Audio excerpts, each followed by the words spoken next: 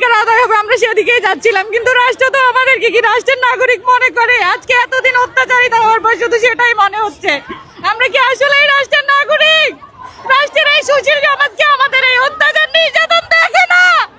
বাচ্চা কাচ্চা ফেলে আজকে এতদিন ঢাকার রাস্তায়, আমরা ঢাকার মানুষ না, ঢাকার কিচ্ছু চিনি না, একটা কোনো গুরুজন আমাদেরকে দেখতে আসে না। উপর মহল কিভাবে কানে তোলা দিয়ে বসে আছে? সুপারিশপ্রাপ্ত শিক্ষক যারা আমরা শিক্ষিকারা মেয়েরা নাকি যমুনায় গিয়ে উপদেষ্টার বাড়িতে ভাঙচুর করার অ্যাটাক করার একটা সিদ্ধান্ত নিয়েছি।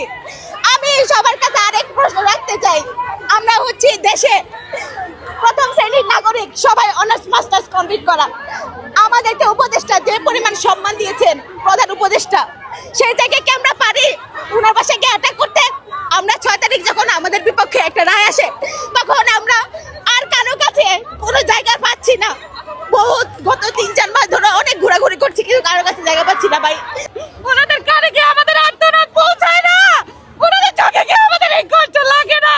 ওনারা কেন আমাদের সাথে এমন অন্যায়ের কোনো সুবিচার করতেছে না? করতেছে না তো করতেছে না, আরো বেশি অত্যাচার অবিচার চালাচ্ছে, শুধু অত্যাচারের উপর অত্যাচার করেই যাচ্ছে আমাদের উপর। আজকে 11টা-12টা দিন ধরে, আজকে যেই নিয়ে 4 দিন 5 দিন জল কামান লাঠি চার্জ, পুলিশের এত টিয়ার ছেলে এত কিছু দিচ্ছে, একটা মানুষ আসে না দেখতে, একটা মানুষ একটা ন্যায়ের পক্ষে কথা বলে না, একটা সত্য কথা বলে না।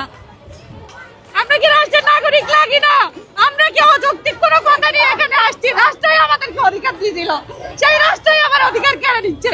বাংলাদেশের ইতিহাস আপনারা খুঁজে দেখেন, চাকরি দিয়ে চাকরি নিয়ে গেছে, এই ইতিহাস কোথাও পাবেন না, পাবেন না, পাবেন না।